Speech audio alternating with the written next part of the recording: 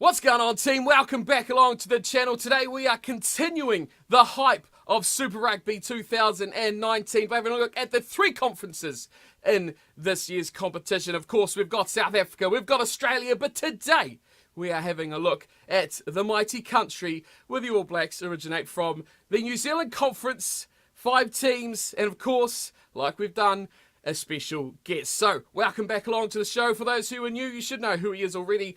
It is Paul, the man behind the Driving Maul. Welcome back. Thanks for joining us yet again, Paul.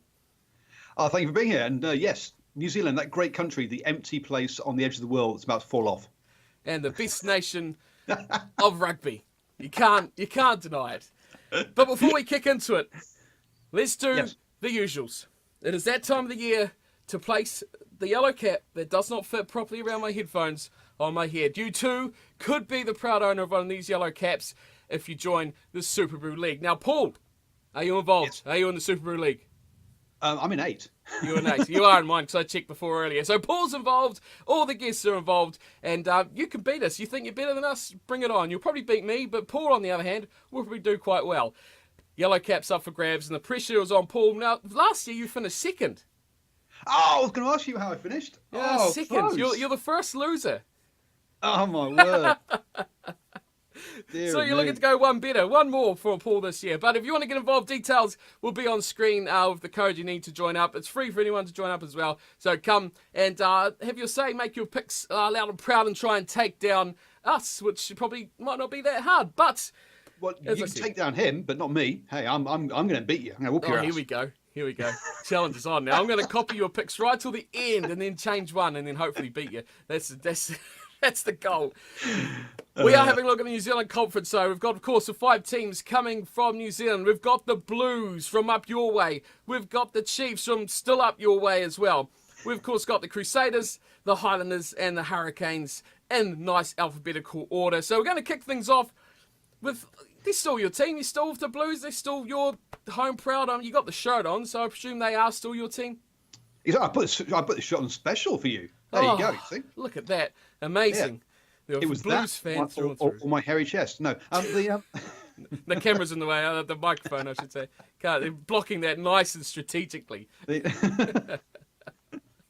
Oh, dear. So, still a Blues man. It's one of those funny things. Right? I was doing the Mitre 10 Cup stuff, and I was at an Auckland game, and they started winning, and my heart rate picked up, and I was like, "Ooh, perhaps I do actually like. Perhaps I do support the Auckland. Perhaps it's not just. Perhaps I'm not as impartial and as remote as I try and pretend to be." So your team. Let's start off with these guys. You've mentioned it already, of course. Mitre 10 Cup Premiership winners. Great achievement for a team. Not expected to really do it. But do you think the Blues, looking at their transfers they've brought in, have they used that success to possibly the best of the potential that it could be? Or have you found other teams have probably poached a bit too much from Auckland that they should have probably kept on to, which is something Auckland tend to have a bad reputation for doing, is letting those high potential players go? And it's one of those things. If you actually look at how much change has happened in the Blues side, there's not that much change from last year. There's some key ones, but on the whole, there's a lot of retention in here. And so I think there hasn't been that much manoeuvre for the coaches to bring those new guys through. And so a lot of them have gone elsewhere, you're right. But they haven't been able to keep all of them. Big signings, you talked a little bit about it, but of course, everyone's new favourite prop, Karl Tuinuafiaki and Ma'anonu, the old veteran, back again. I mean, you probably say that Tuinuafiaki is going to make a difference to this Blues scrum, but Ma'anonu, what impact do you think he's going to have on this Blues team?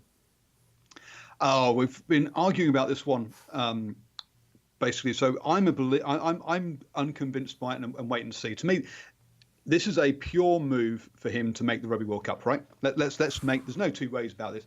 This is about him making a Rugby World Cup. It's not about him being a team player or wanting to build up the Blues or anything else like that. So it's all about that. Now, historically, he's not been a great Super Rugby player. He's been a fantastic All Black player. Don't get me wrong. He's perhaps the best 12 ever, one of the best 12s ever, anyway.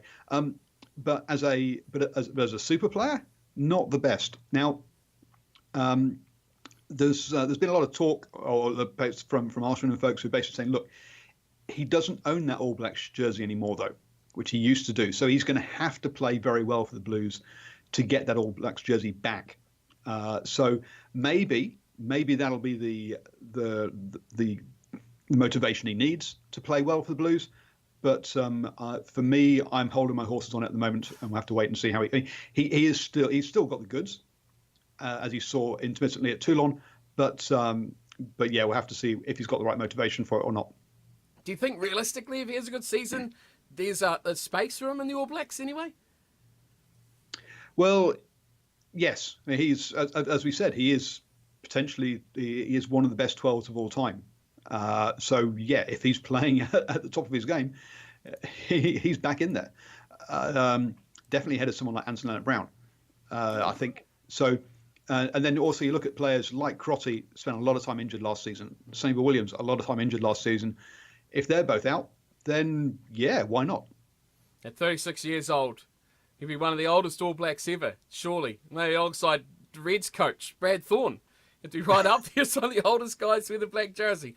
I agree with you though. I agree. I think really it's going to have to be a real wait and see for it, because he can't just walk in. It's not 5 years ago or something last time he was here.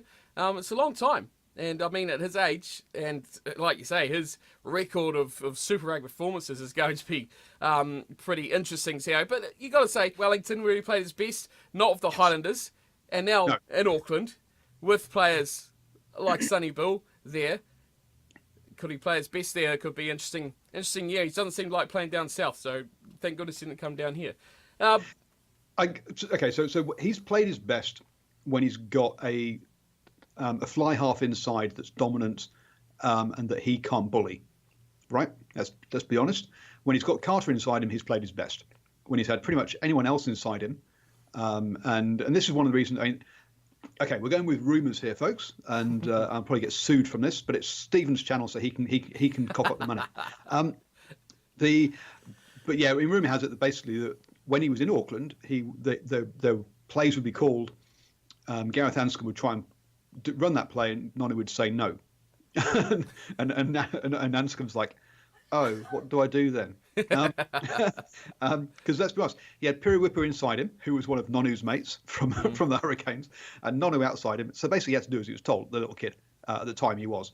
Obviously, now he's a Welsh international and would perhaps stand up for himself a bit more. But at the time, there's no way. So yeah, it's going to be interesting to see what kind of backbone Terry Black's got, and whether he lets Nonu bully him, or whether he bullies Nonu into actually playing the way that the coach has told him to. Yeah, who was boss? Leon McDonald coming into the side. I mean, I never rated him as a player. What do you think of him as a coach?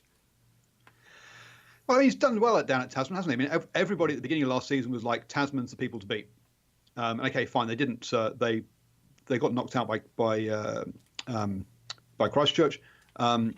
But not Christchurch, but Canterbury. Sorry, Canterbury. But Canterbury brought back all their All Blacks for that game. That was a bit unfair, really, on Tasman. So yeah, no, he's clearly done. He's clearly a decent coach. Has done that. He's got Tom Coventry down from North Harbour. Did some good work there as well.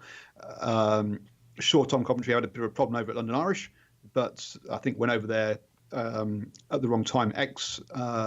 Assistant for the Chiefs. And has won. I think he won Super Rugby titles with them there. So the quality of the coaching is definitely a step up. I think they're going to have the backbone, like we just talked about, to control possibly bigger guys, bigger egos in the side. They probably haven't come across problems. I guess Liam Taurumanga has in previous years, but Liam McDonald. I mean, is he going to be the, a rule with an iron fist kind of coach for this Blues team? Which to be fair, that's probably something that Auckland teams in general need, is a bit of a discipline into their style and their play. They do. And yeah, he doesn't walk in like Ted walked into the Auckland team for the Mighty 10, and basically everyone just go, wow, we have a legend here, we'll behave. So yeah, that's going to be one of his big problems, isn't it? Is the Blues? One of the big Blues problems is attitude at the end of the day. and that's what they need to sort out. There's Patrick Tupelotti was on Blues TV earlier on Facebook, and he said, look, we've played some good stuff in the past, but we've not played 80 minutes. And he says, this year we're going to play 80 minutes. Okay, you've said it. Now let's see it. Yeah, do it. The squad this season. Now, I've got a few players who I'm surprised have actually left out into this team. I don't know if you agree with this, but this is why I'm putting this to you. Not so much these first couple, Jordan Taramai, Ben Nini, Jordan Highland possibly, but one I was really surprised with was Auburn Ledger. Now, does that surprise you at all that he's been omitted from this Blues side?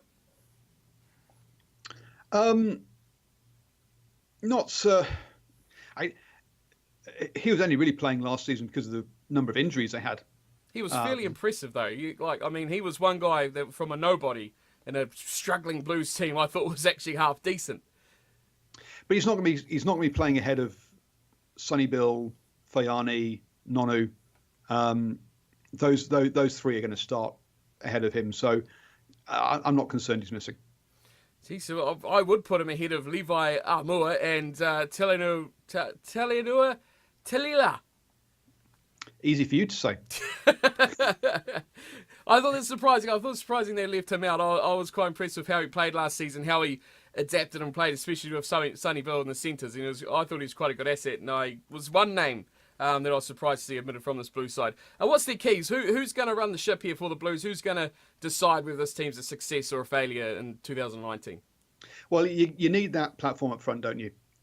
So how many games is Patrick Tupelotti going to play? Because you look at the rest of those locks, and they're not that impressive, to be honest.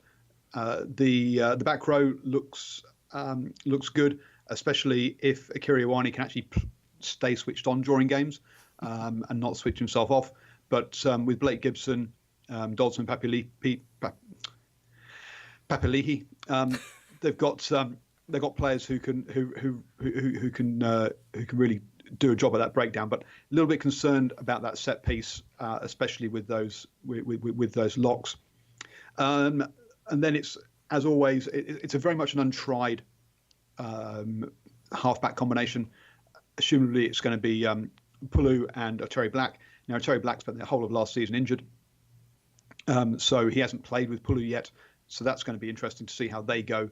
If those two combine well, then the backs, they've got some. I mean, hell, they're not the most dangerous in the competition. But when you think about a Sonny Bill, TJ with Matt Duffy, Matt Duffy, Rico Iwani, Nanai as available wings, and then someone solid like Collins at the back, you've got to say that they should have tries in them. But it's going to come down to that. Will those forwards, that type 5, give that platform?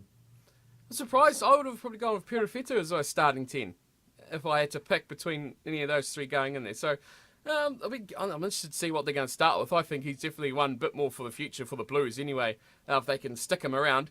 And not rate Carly Tuioti at all? Second row? Not as a... Who? Really? Oh, I'm surprised. See, he's been pretty impressive the last couple of years. I already thought he was, kind of a fringe of next level kind of call-up guy. Well, okay, I think they've had problems in that front five, and I think they really need Patrick. For my mind, they really need Patrick to step up, because I think Scott Scrafton, Goodhue, they don't really fill me with any kind of confidence. Where are your Blues finishing this year? Anywhere from second to fifth, basically. Second to fifth. Now, let's watch. The New Zealand Conference is an absolute nightmare. It's so tough. Actually, I probably put them fourth, because when we get down south, there's some pretty big question marks around the Highlanders. To be fair, I'd just about put them third. Almost put them third. Now, I haven't been giving my picks, but this, I think I've gone a little bit different. But I'll put the Blues third, and you'll find out why later on. But let's move on to the next team, as of course the Chiefs. Now, I've got one question. We've already talked a little bit about this before we started recording, but Jack Debrasini. Now, fill me in. I mean, what does Australia see in him that I don't see? What do the Chiefs see in him that I don't see? What is the big lure for Jack Debrasini, who's in my opinion, is a solid but fairly average kind of player at this level. And he's got to prove it at this level, hasn't he? As you say, he got dropped by the Rebels last year, and so yeah, clearly he wasn't setting the world alight at this level. And as a first choice 10, yeah, if that was your first choice 10, I'd be worried for you as a Super Rugby side. Now, he had a decent season up at Northland, and there are certain players we've seen. I mean, Sammy that's left the Crusaders and has gone back to the Brumbies. He was another player that sort of came over from Australia, came to New Zealand, learned how to play, has got the natural ability that he stepped up once he was in a better coaching environment. I think we're probably going to see something like that from Debreczeni. When he's in a better coaching environment where he's getting people have confidence in him, I think he'll perform better than he did over at the Rebels. That is not to say that I think he's going to be pushing Damien McKenzie out of that 10 jersey or anything like that. But I think he's a good squad player. Do you think that the All Blacks coaches had a little word here to the Chiefs and gone a Beauden Barrett sort of situation here of how he plays within the All Blacks and within the Hurricanes as well, with McKenzie starting at 10, playing 60 minutes at 10 and then switching around and moving a bit of time at fullback? Is that saying that they probably want to get all their fly halves for this year up to speed with? Well, to be honest, I can't expect Richie Mo'unga to do that. To be honest, I think he will play 10 and just 10. But yeah, I expect Damien and Beauden to both spend some time at the back. Now, the Chiefs side, they've lost a lot of depth, especially in their backline this year. Charlie Ngatai, Tim Nano-Williams, Pulu, Faiuli, Sam McNichol, the list goes on. Is this really going to be a big rebuilding season for the Chiefs that they're going to have to look towards the future in a big way for? Their season's going to come down to injuries and when they have to rest their All Blacks. Basically, if they can rest their All Blacks against some real soft opposition, then they're going to be all right. But if they get a couple of injuries, especially in certain positions, then they are going to be in an absolute, dire situation. What's the key here for the Chiefs? So what are they going to have to do or who's going to have to stand up really to lead this team in 2019? Well, up front, having players like Kane Hames back is going to be good for them. Who obviously was injured for all of last season. Sorry. So I mean, that pack is the equal of anybody. Sure, they've lost Messam, they've lost Dominic Bird, but I'm more than happy that the pack's going to look after itself. With Triple T and Brad Webber, you've got decent scrum halves. Cheating, absolutely. Hey, look, if Steve Hansen does it, I can do it. Amongst the it's a bit of an interesting one at fly half, to be honest. That they went for that they kept with Ty Falcon, and because they had the guy down at the Hurricanes has gone blank. Who's the guy that's just gone to the Hurricanes? Fletcher Smith. So Fletcher Smith was playing for Waikato, and they were he got lots of praise up here. So when he came up against Ty Falcon in one of the Super Rugby games, one of my 10 Cup games, everyone was like, "We think the Chiefs have gone for the wrong fly half." So having that's probably one of the good reasons why they've gone for Jack Debreczeni. Ty Falcon is very raw. And I don't want Marty McKenzie playing 10. Oh, come on. No, put bluntly. If you see if Marty McKenzie's in the 23 match for 23, they're struggling. Put bluntly. It's going to come down to how much game time are they allowed to have out of Damien McKenzie, because Ty Falcon he's just too very raw. He needs more time personally. If you're getting shown up at my 10 Cup level, you're going to get shown up at Super Rugby level. Then, as you say, they're very thin, especially in those centres. Anton Leonard-Brown with Manu, Nakivelli and Sullivan, they're really going to miss Ngatai in that space. Solomon Alamanu wasn't he down as one of the sort of players of the year last season? So we're going to need him. People like Sean Stevenson, Sean Wainui. We need those guys really to step up and take pressure off those centres and score some points. And Marty McKenzie as well. As I say, if he's in your match day 23, you're struggling. Where do your Chiefs finish this year? Well, they're going to be along. They're in that third, fourth, along with the Blues, aren't they? So I'm going third. Okay, well, this is where I'm going with my bottom team. The Chiefs struggling this year. They're going to be number 5. Number 5. Yep, it's too much thin layers throughout that team, and too much pressure on an already pressurized number 10. I agree. It is a very thin squad. As soon as they have a couple of injuries, we've got some serious question marks. Now, last year, those serious question marks turned up with people like Carl. In which case, if you end up with someone like Carl coming in who becomes an All Black by the end of the season, then wow, fantastic. But you really are throwing the dice and just hoping. Yeah, it's going to be an interesting year for them this year, especially if they have more injuries like last year. Let's go on to our third team. It is the back-to-back champions, the Crusaders. I mean, I looked through what they've done this off-season, and I mean, there's nothing they've really done. But what did they need to do? Did they need to do anything? They possibly got the best off-season window because the fact their team is so strong already. Obviously, that helps, and not losing. I mean, Wyatt Crockett's retired, so that he will be missed because they are going. Owen Franks, Joe Moody didn't get through a lot of work last season. They were out for a lot, and the All Blacks are going to be telling them to be rested as soon as there's any kind of niggle at all. So they're going to need that depth in their props. But I mean, with Michael Alatoa, with Tim Perry, they have got decent guys. But I think that could be tested there.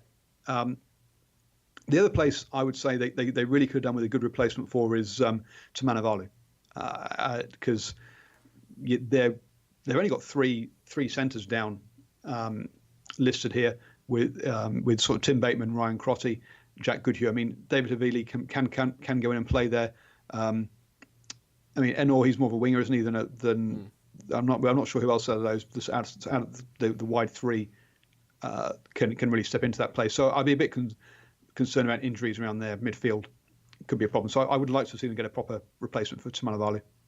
Yeah, that's the only really big signings or leavings that actually happened, or movements, was Samu leaving and Tamanavalu leaving. They did pull in Fitu Douglas, though, which is a pretty good replacement for what they lost in Samu. So pretty much a like-for-like there. But it's a team like this, I mean, it's hard to even see them get weaker. It's like the whole core of that is just all there and also strong. And when they need you guys, they just roll them in and they step up and they become part of that depth. They just add to it and they build to it. They just don't not be able to bring in weak players.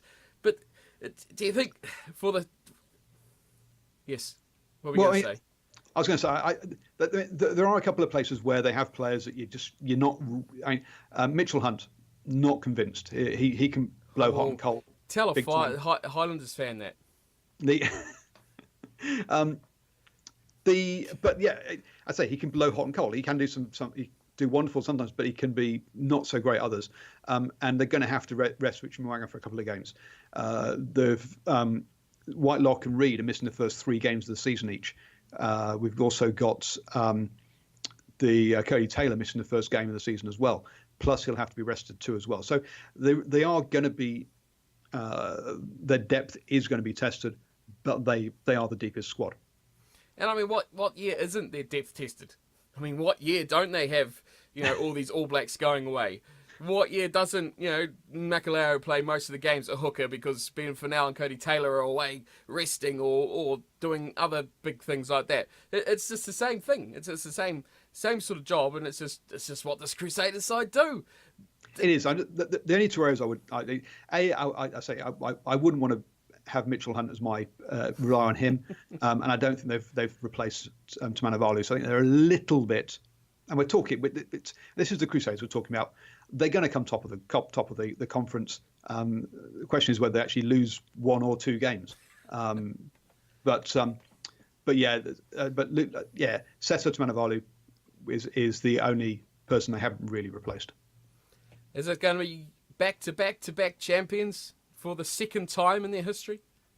It's hard to look at it in another way, isn't it? Yeah, I mean, this is a team that's mainly made up from All Blacks, is it? I mean, are we going to see even more All Blacks? The only really great story I'm looking forward to here is basically, can Israel Dag, with his new hairdo, throw him in the bin, make it to the All Blacks, make it to the Rugby World Cup. He's not even in the squad. He's not. It's just blank out there. Bottom line, he's not even there. Have you seen his hairdo? No, I haven't seen his hairdo. He's been across to Australia. Not Will Guinea's one. And he's gone and had the hair. He's gone and had the Shane Warne hair replacement. So yeah, have a look out for him because he does. Yes, you're not going to recognise him for the first game. I thought you were going to say there that he went to Will Guinea's hairdresser, and after the abominations that guy had on his head last year, I mean, God knows what he's going to have. Oh dear me. Well, the one thing about Guinea is it's going to change each week and he's going to have different extensions. It's been interesting reading some of the stuff that Scott Robertson's talked about, because he said that he would normally expect his All Blacks available for the last warm-up game, and the All Blacks aren't going to have had any warm-up games going into the season. So there is that side of it, because the season's starting a week earlier than before. But still, Scott Robertson's a good enough coach to. He's taken that into account clearly, and I'm sure he'll be fine. So you got them topping the pool? Yep. Easy. Too easy. Let's go on. Let's go on to a team that I can tell you are itching to tear apart, and that is the Highlanders. And I mean, there's only one topic that we really need to start off with here, and it's really going to take up most of the time about this team. Lema Sopawanga, he's gone. Marty Banks, Gatlin, Ioane. It's not much of a hole filler there, is there?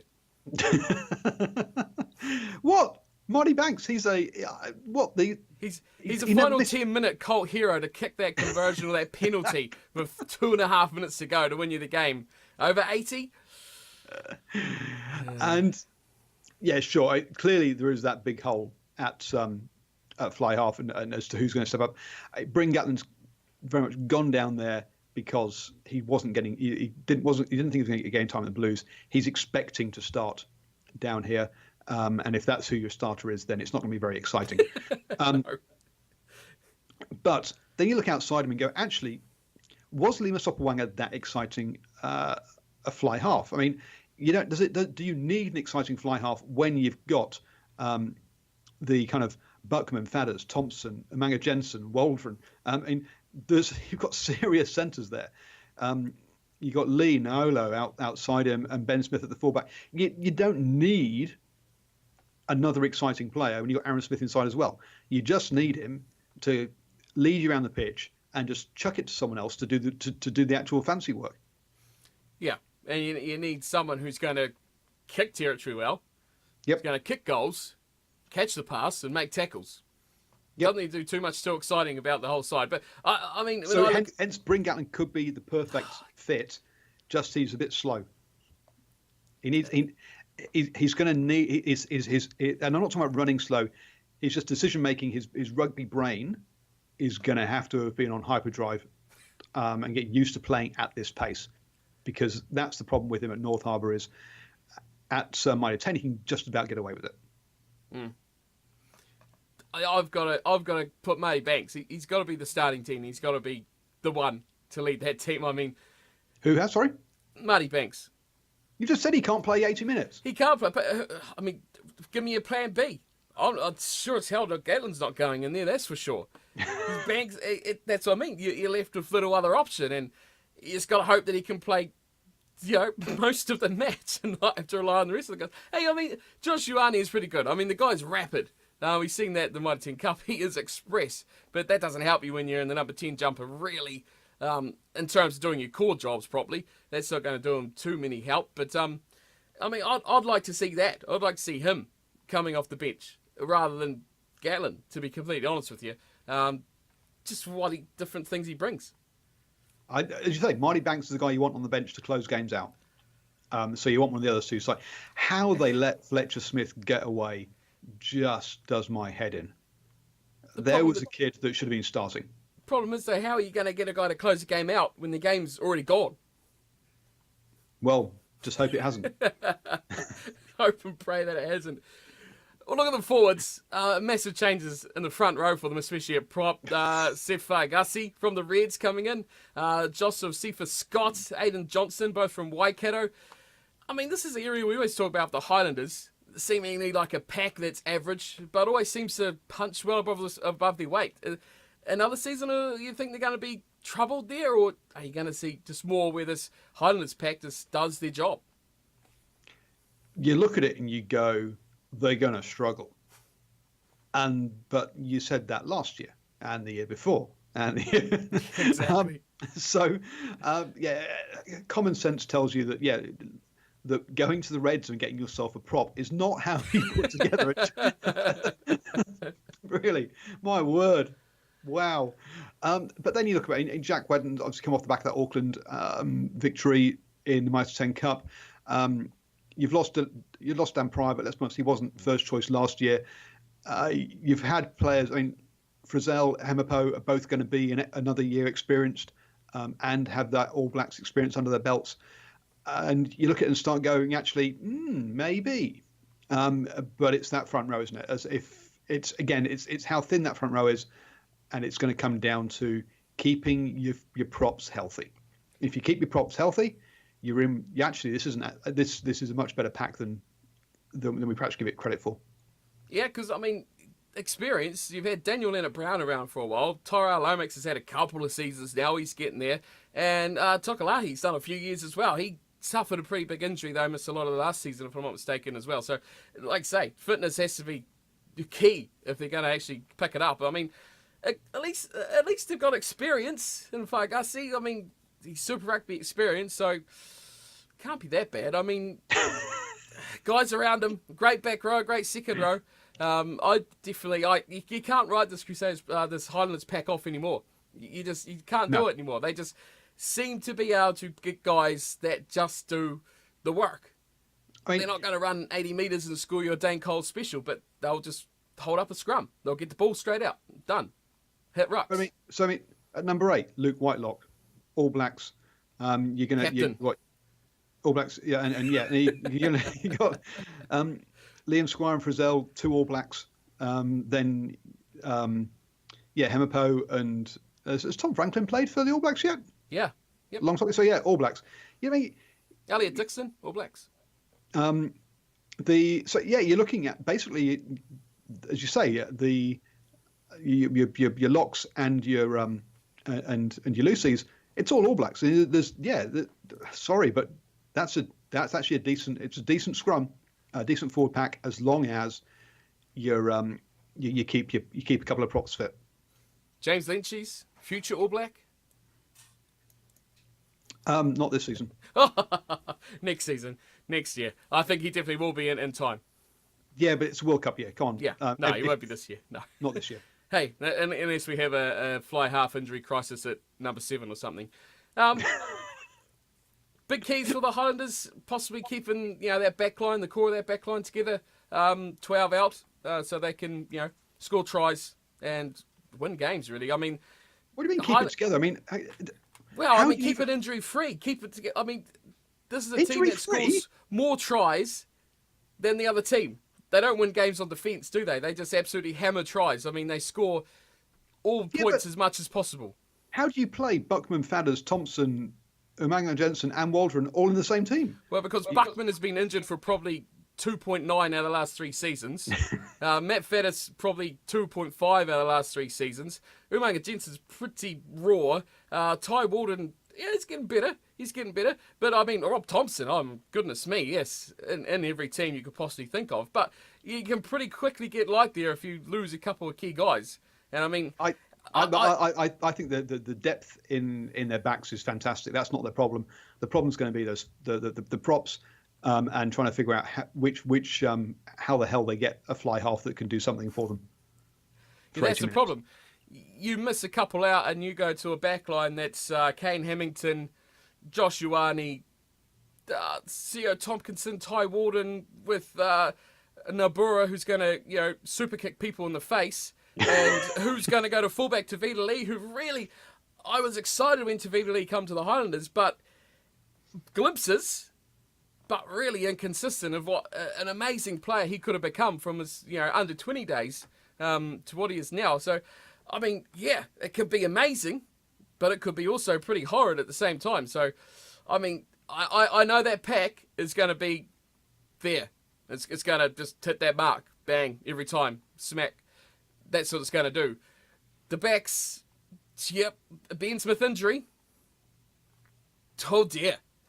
We got Josh Ioane coming in, starting, Super Rugby games against the Bulls in South Africa. If they even play them, I'm not sure. But as an example, that's a concern. But that's my thoughts on the Highlanders anyway. Anything else you want to add on them? No, they're better than I thought they're going to be. I went on a rant on the frailties of the backline there. Our last team, let's go the Hurricanes. So, where are they finishing? Oh yes, where are they finishing? I'm saying third because I've got the Blues. No, fourth because I've got the Blues third and the Chiefs fifth. So I've got to put them fifth as I've got to put the so basically fifth. So you're going Chiefs, Blues, Highlanders, correct? Yes, correct. Oh, interesting. Interesting times. We'll see. I'll see you in 6 months' time. Okay. Last team. Let's go to the Hurricanes. First thing first, former Wellington Lions coach, Plumtree, coming in to join the side after replacing Boyd, who goes off to the Northampton Saints. What's that going to have on the team? I mean, he is a Wellington man. He's going to boost this team up a bit. Knows the guys. He is. A little bit kind of concerned by some of the comments he made about the preseason. He's like, yep, our preseason was sorting out culture. I'm like, what the hell? What? Hang on. You were part of the previous coaching setup for the last, 3 years? And you say what you've been working on is fixing the culture. You've been in the culture here for the last 3 years. What? And the culture was sorted when they chucked out all those All Blacks. What's his name? Mark Hammond. Mark Hammond, yeah. So Chris Boyd, as far as I'm aware, Chris Boyd didn't have any culture issues with this team. So I was, does he know what he's doing?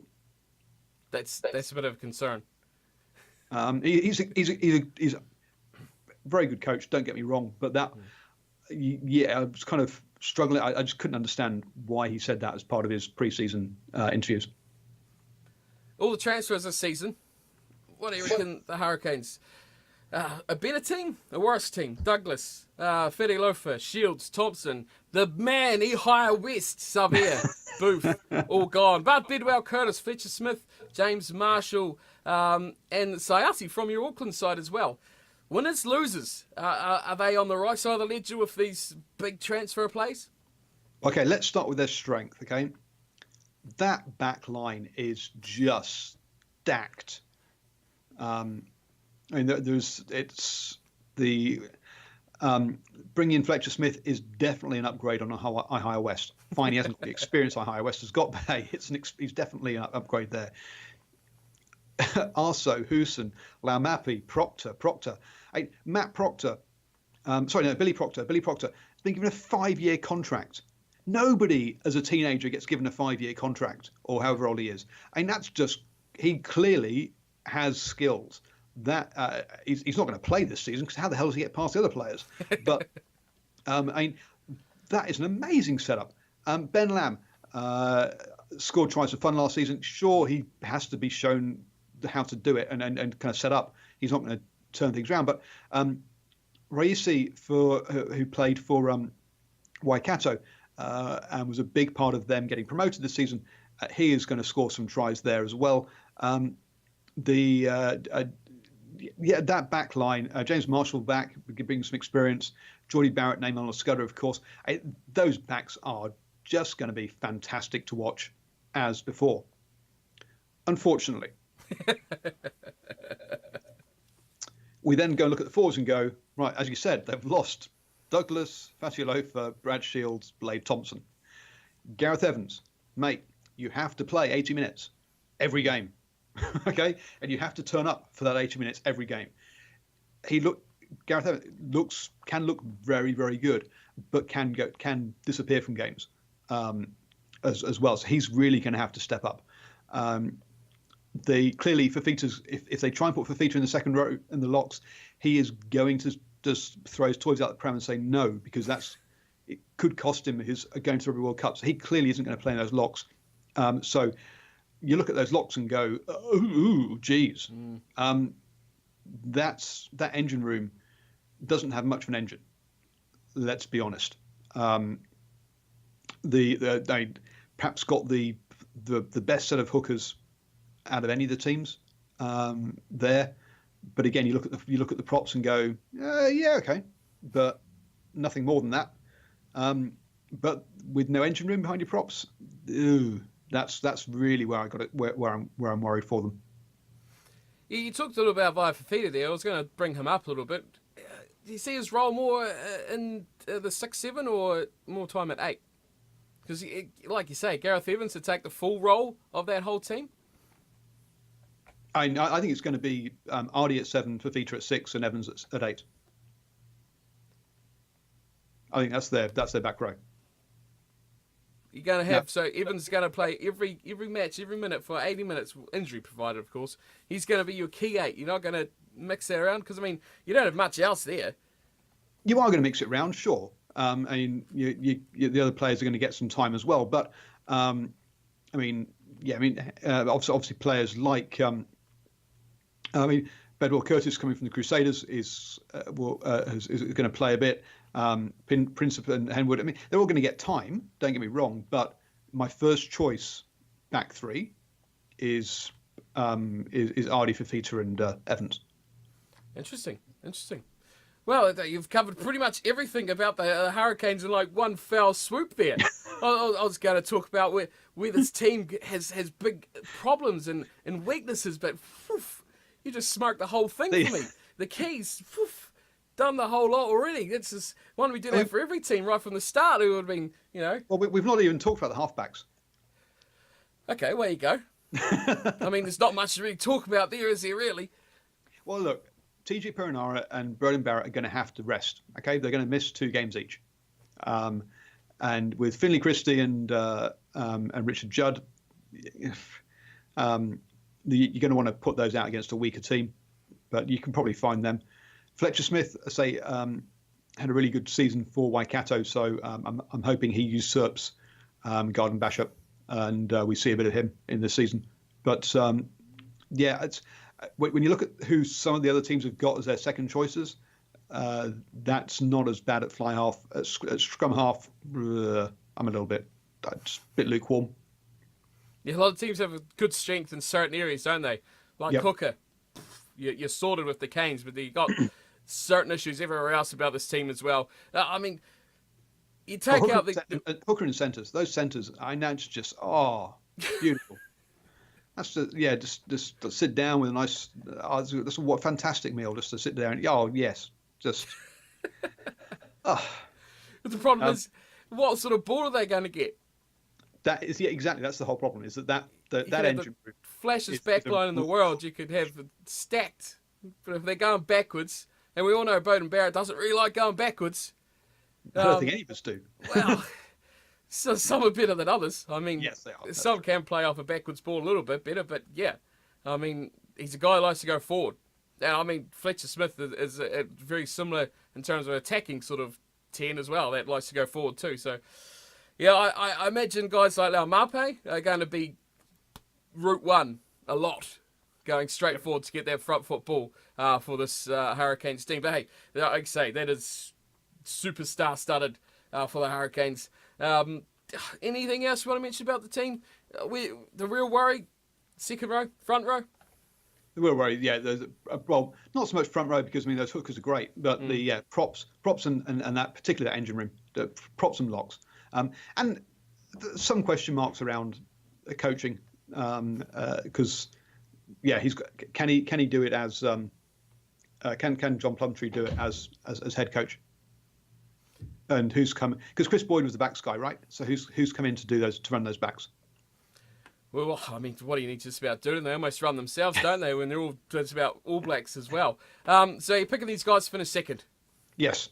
Number 2. That is, we will agree on that. So we agree on 1 and 2.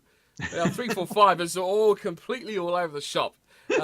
Which is, hey, that's good. That's good. I want to know what everyone else thinks about that too. What's your 1 to 5 for the New Zealand Conference? Do you agree with Paul? Do you agree with me? Go the mighty Highlanders. That's all I have to say. Again, they're going to raise the expectation. That's what we're going to say. But that's us. We've had a look at our 5 teams. What have you got? Crusaders, Hurricanes. You've gone Chiefs, Blues, Highlanders. I have. There we go. That's Paul's. Mine's the same. Crusaders, Hurricanes, Blues, Highlanders, Chiefs. There we go. The back 3 are where it's going to really matter. Thanks for joining me, Paul. Why don't you give everyone a shout out where they can check you out? I mean, if they haven't heard of you already and seen it, then I'll be surprised. But you know, do the old school. You know. Old school stuff. Hi. Well, see, Driving Maul, the hat's more famous than I am. On Twitter, I've gone and taken my prediction videos away from my main YouTube channel. So search for Driving Maul Rugby Predictions for the predictions, and everything else will be on Driving Maul, the main channel on YouTube. And everything will be in the description as well, so you can just go click on that and check those out. But that is us for today. As always, as I said at the start, you can see the preview of the South African Conference and the preview of the Australian Conference. We've got special guests for those two as well, so they should be there for you guys to all check out. And until then, enjoy the start of Super Rugby in a week's time, and we will see you for Round 1 preview. Until then, take care. What? Missing you already.